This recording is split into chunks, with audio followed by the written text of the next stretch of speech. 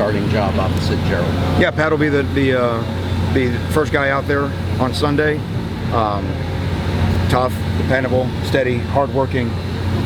We took the team bowling. Pat was like one of the best bowlers on the team. It just made sense. You didn't know why, but like Pat's a guy that just should be good at bowling. You know what I mean? Just got the blue collar shirt on, clocks out after 5 o'clock, and just goes to bowling alley and rolls good scores. So that's kind of who Pat is. Do you and Jess want to go 5 deep at defensive tackle, where Silvera could get snaps conceivably Sunday?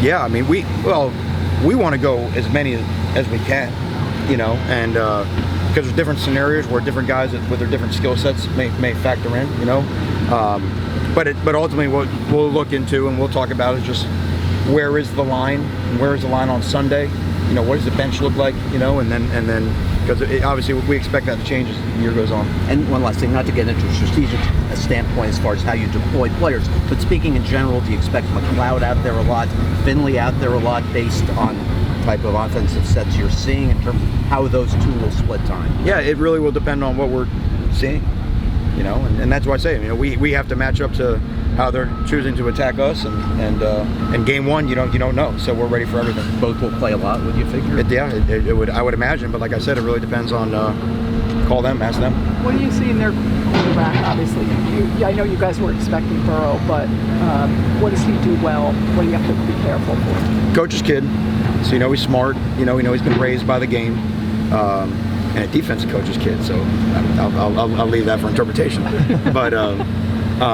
But what you saw in the limited film that we have on him, he's a guy that will go through the reads. He'll stand in the pocket. To me, he can make the throws. He can anticipate the throws, which I think comes back to being raised in the game, where he doesn't have to see a guy get open. He can feel a guy get open before he gets open. So we have a lot of respect for who he is. But ultimately, whoever plays quarterback, as a defense, your job is still to make his job as hard as possible, and that's to take away his best friend, which is the run game. So anytime, no matter who's quarterbacking LSU, you still have a great challenge of stopping their physical rushing attack, and that still, no matter who the quarterback is, will be first and foremost on our minds.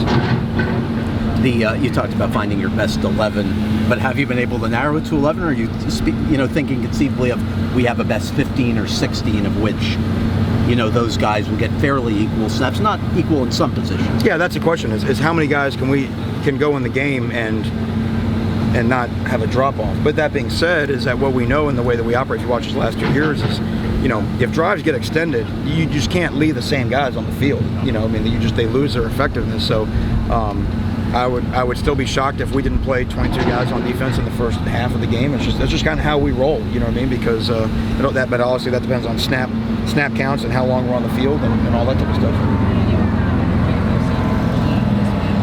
Considering that it's LSU, Mark said yesterday that maybe was one of the games that got him through the tough times last year. Sure. Of sitting out.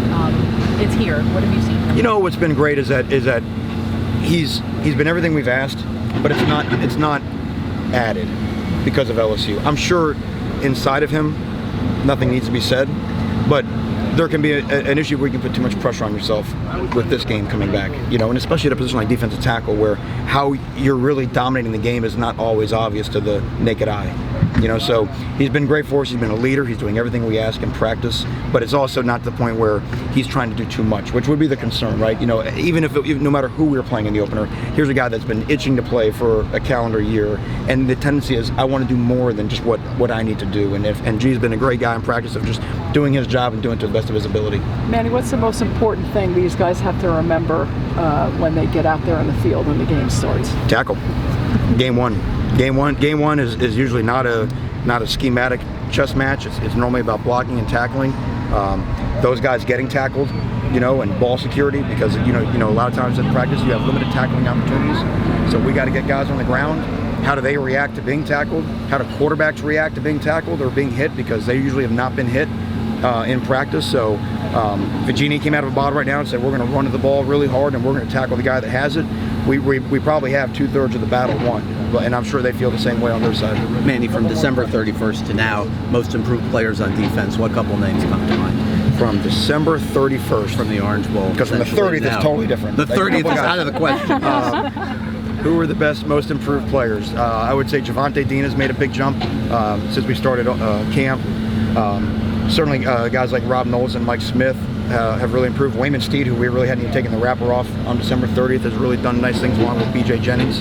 We talked about Pat Bethel and his improvement. John Ford has really made strides. I mean, we don't feel that anybody has not improved since the time we've been around, but certainly those names are the first to come to the top of my head. Manny, is Joe Jackson okay? Is he okay? Oh, yeah.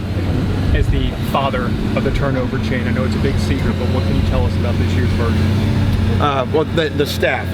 We have joint custody over the chain. I'd be wrong to say if I was the father, but well, what I'm really hoping is I hope it comes out multiple times on Sunday so everybody gets a good look at it. But it'll be a little different. But we're not really. It's funny, we don't talk about it. You think it'd be a bigger point of topic in our meeting rooms, but it's not. The players know that it's coming out, but we're more worried about what causes it to come out, which is being disruptive, which is getting after the running game and getting after the quarterback, the things that we believe that causes turnovers. Manny, Last question for Coach Diaz. obviously you're watching offensive film. They have a couple preseason All-Americans on the defensive side of the ball. Some here too. If you're a college football fan, what kind of defenses can you expect to see in this game Sunday on both sides? I hope. I hope they see a great one in orange with white helmets on. But anytime you play LSU, historically, you know they're going to have great defensive personnel. Dave Aranda is an outstanding coach, a good friend of mine, and does a great job with those guys there. And so you know that everything is going to be hard to come by.